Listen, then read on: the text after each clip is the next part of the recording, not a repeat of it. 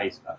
ये पितृ विसर्जनीय अमावस्या है और जिस समय भगवान राम को वनवास हुआ उसी समय कुछ समय पश्चात दशरथ जी का उनके वियोग में विरह में प्राण त्याग हो गया, उनके प्राण निकल गए।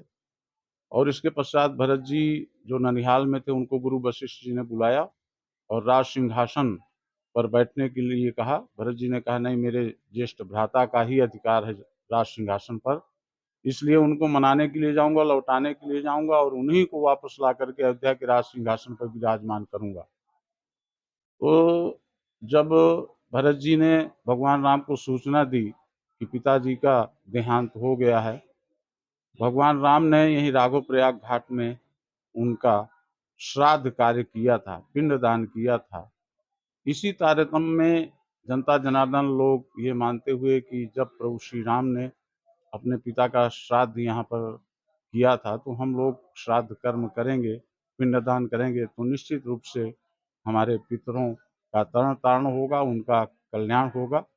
पितरों के लिए भागीरथी ने अथक प्रयास किया था, उनके पूर्वजों ने, भागीरथी ने घोर तपस्या अपने पूर्वजों के लिए किया था।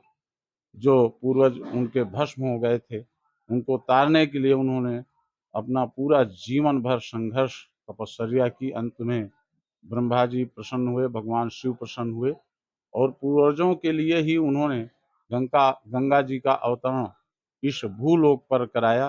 गंगा जी अवतरित हुई, यहाँ पर पधारी और उन्होंने उनके सारे पूर्वजों को अपने प्रभाव से तार दिया था। ये तो और भी पावन पवित्र है। सुरसर धार नाव मंदाकिनी, जो सब पातक पोतक डाकनी। अन्यान्य तीर्थों में स्नान करने से पूर्व में किए गए पापों का क्षार होता है, लेकिन ये मंदाकिनी नदी जिसमें माता अनुसुईया की तपस्या और देव गंगा का अंश है, इस कारण से जो पाप हुए उनका तो प्रायश्चित होता ही है, इसके साथ ही जो पापों की पीढ़ी आने वाली है, पातक पोतक यानी पोते आदि जो आने वाले हैं उनको भी नाश करती है। इसलिए यहाँ पर पितरों के लिए श्राद्ध कर्म और पिंडदान करना बहुत ही महत्वपूर्ण है।